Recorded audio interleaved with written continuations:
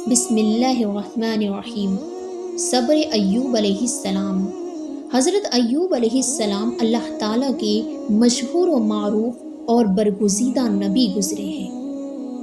ایک طرف آپ علیہ السلام کی زندگی مصائب عالم سے پر ہے تو دوسری طرف صبر و استقامت، تسلیم و رضا، توکل علی اللہ جیسے اوصاف سے آپ علیہ السلام کی تاریخ نظر آتی ہے۔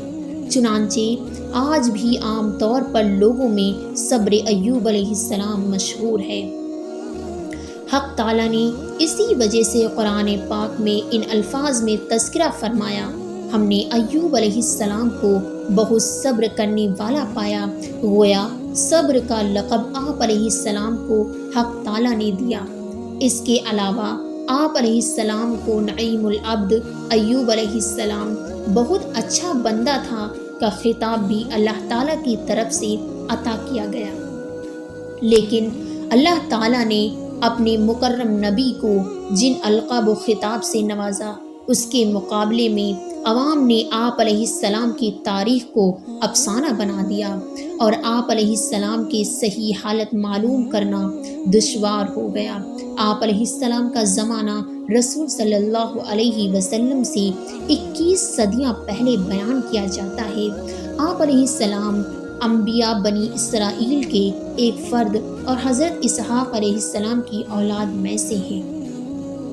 گویا حضرت ابراہیم علیہ السلام کے خاندان کے چشم و چراغ ہیں۔ آپ علیہ السلام بڑے غریب پرور اور مہمان نواز تھے جو حضرت ابراہیم علیہ السلام سے ورث میں ملی تھی۔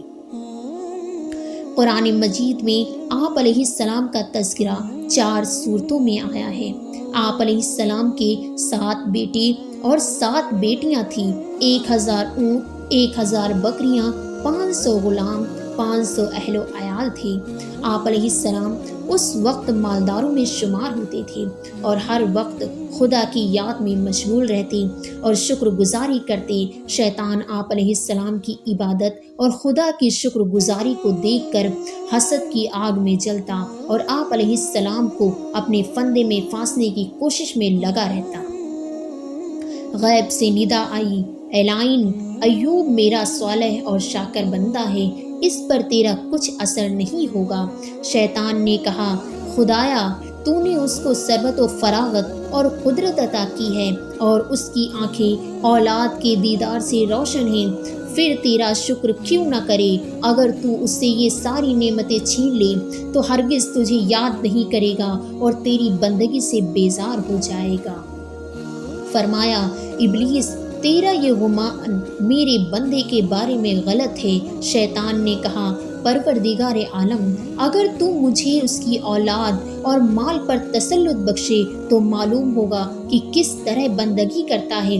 پروردگار عالم نے فرمایا، چل میں نے تجھے اس کی اولاد اور مال پر تسلط دے دیا ہے۔ اب ابلیس لعین خوش ہو گیا اور اپنی ذریت اور تابع داروں کو جمع کر کے اس نے حضرت ایوب علیہ السلام کے مال مویشی دریا میں غرق کروا دیے۔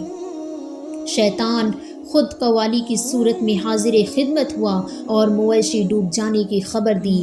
حضرت ایوب علیہ السلام نے فرمایا، خدا کا شکر ہے جس نے اپنے فضل سے دیا تھا اور عدل سے واپس لے لیا۔ شیطان مایوس ہو کر اپنے زراعت سے کہا، حضرت ایوب علیہ السلام کی زراعت اور خیمان کو آگ لگا دو۔ جب وہ سب جل کر راکھ ہو گئے تو شیطان نے آ کر کہا، آپ علیہ السلام نمازوں میں مشغول ہیں اور ادھر سب کھیت اور بہار جل کر فنا ہو گئے ہیں۔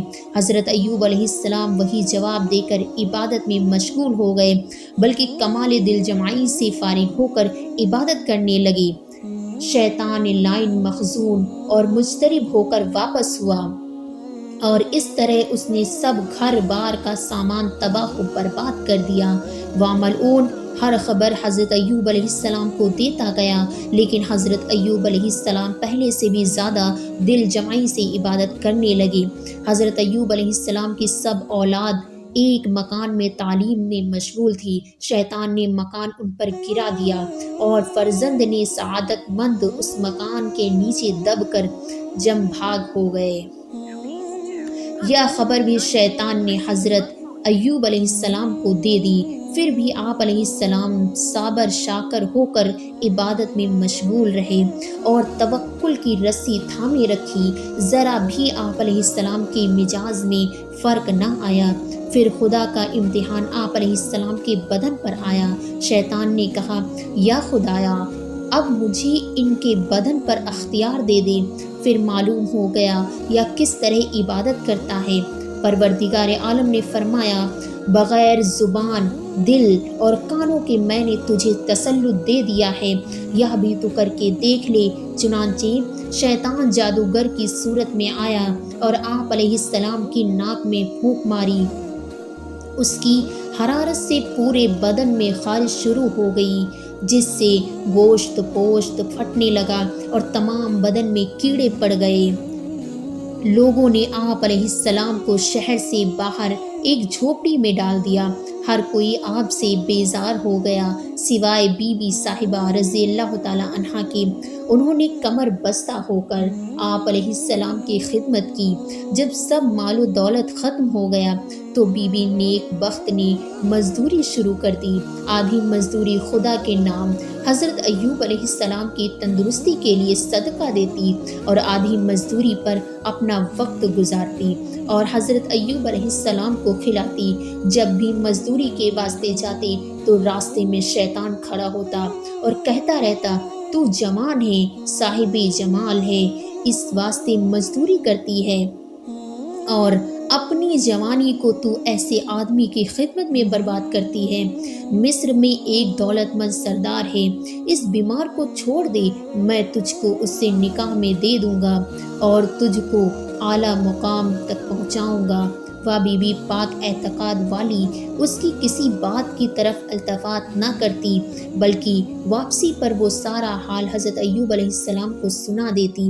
حضرت ایوب علیہ السلام فرماتے ہیں، ابلیس لائن ہے تو اس کی باتوں میں مت آنا۔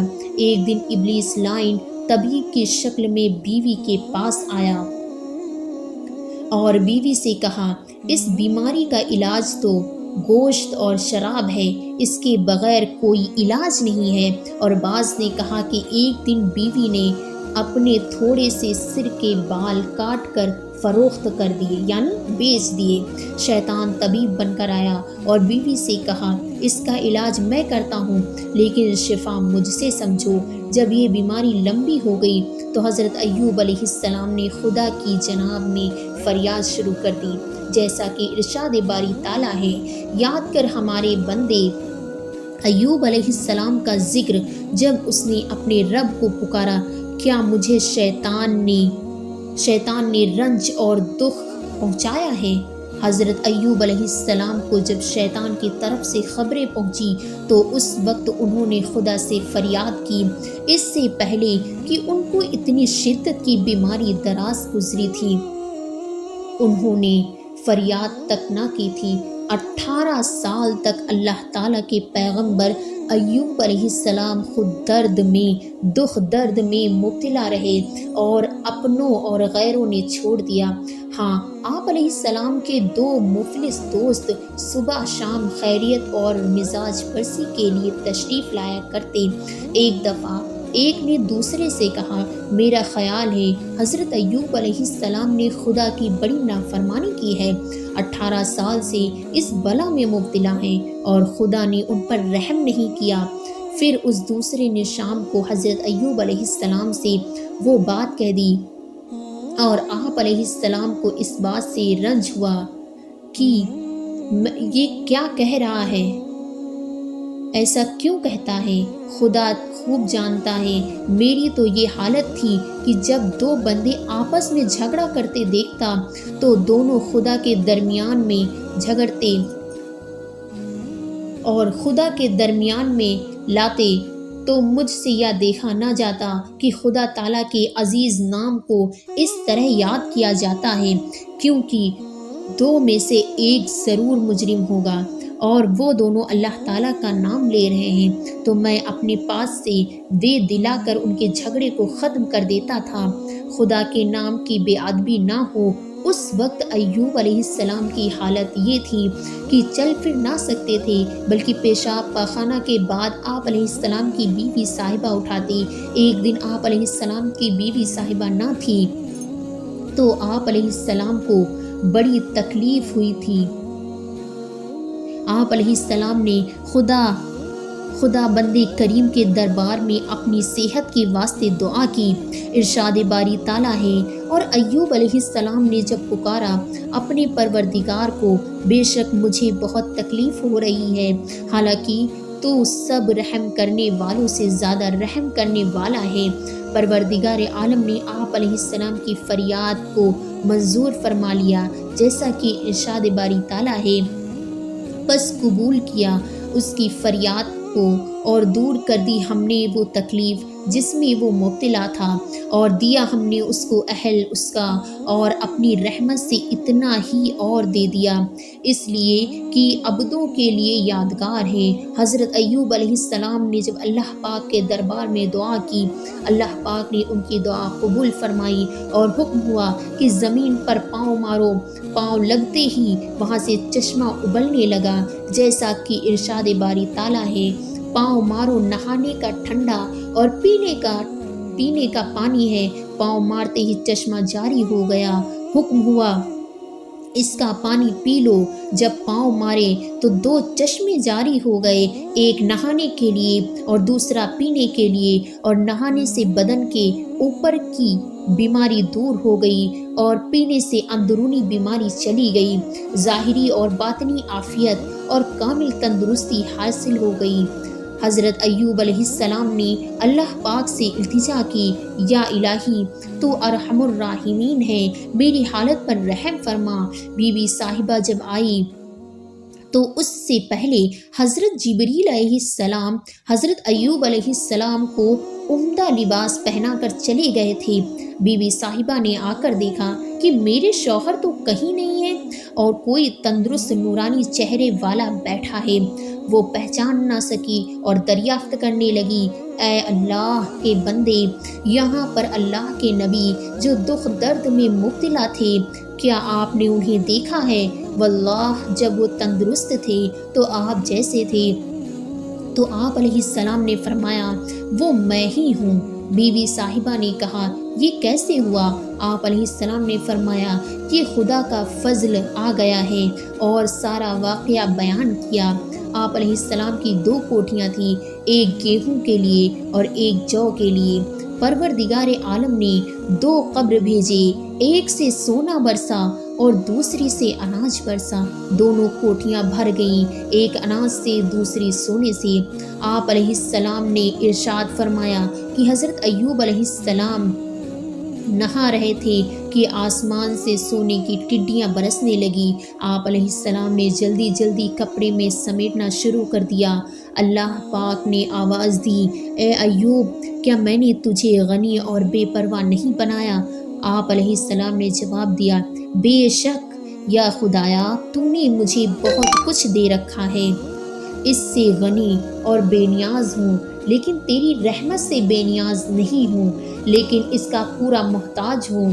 بس پروردگار عالم نے اپنے صابر پیغمبر کو نیک بدلے اور بہتر جزائے عطا کیے، اور اولاد بھی آپ کو دوبارہ عطا فرما دی، بلکہ اس سے کئی زیادہ عطا کی، مردوں اولاد بھی زندہ کر دی، اور اتنی ہی مزید اولاد عطا فرما دی۔ یہ تھا اللہ تعالیٰ کا رحم، جو ان کے صبر و استقلال اور رجوع اللہ اور تواضع اور انکساری کے بدلے اللہ نے ان کو عطا فرمایا۔ عقل مندوں کے لیے عبرت اور نصیحت ہے، وہ جان لیتے ہیں کہ صبر کا بدلہ انجام کشادگی ہے، راحت اور رحمت ہے۔ حضرت ایوب علیہ السلام کی بیماری کی حالت میں ان کی بیوی صاحبہ نے بالوں کی لٹ بیچ کر ان کے لیے کھانا لائی، اور اس بات سے حضرت ایوب علیہ السلام ناراض ہوئے اور قسم کھائی کہ اگر میں تندرست ہو گیا تو تجھے 100 کوڑے ماروں گا۔ بعض روایت میں یوں بیان کیا گیا ہے کہ شیطان نے کہا تھا کہ میں اس کا علاج کرتا ہوں، لیکن شفا میرے سے سمجھیں۔ ناجائز چیزوں میں شفا بتائی، جیسا کہ بیان ہو چکا ہے آپ علیہ السلام نے قسم کھائی تھی، بہرحال قسم کو پورا کرنے کا ارادہ کیا، لیکن ایسی نیک سی خاتون ایسی سزا کے لائق نہ تھی جو سزا حضرت ایوب علیہ السلام نے تجویز کر رکھی تھی۔ اس لیے رب العالمین نے ان پر رحم فرمایا، جیسا کہ ارشاد باری تعالیٰ ہے، سچ تو یہ ہے کہ ہم نے اس کو بڑا ہی صابر بندہ پایا اور وہ نیک بندہ تھا، بڑی رغبت رکھنے والا تھا۔ یہی دستور خداوندی ہے کہ وہ اپنے نیک بندے جو اس سے ڈرتے ہیں برائیوں بدیوں سے محفوظ رکھتا ہے۔ حضرت ایوب علیہ السلام بڑے صابر اور شاکر پائے گئے۔ خداوند فرماتا ہے آپ علیہ السلام کے دل میں ہماری سچی محبت تھی، وہ ہماری طرف جھکتا رہا اور ہم سے لو لگائے رکھا، اور جو اللہ تعالیٰ سے ڈرتا ہے تو پروردگار عالم ارحم الراحمین اس کے لیے چھٹکارے سے صورت نکال دیتا ہے۔ دوستو، آج کی ویڈیو یہیں تک، اور یہ پورا ایوب علیہ السلام کا قصہ ہے، اور ویڈیو کو پورا سنیں اور لائک کریں، شیئر کریں، چینل کو سبسکرائب کریں، اور جاتے جاتے ایک پیارا سا کمنٹ کریں۔ پھر ملتے ہیں اگلی ویڈیو میں ایک نئے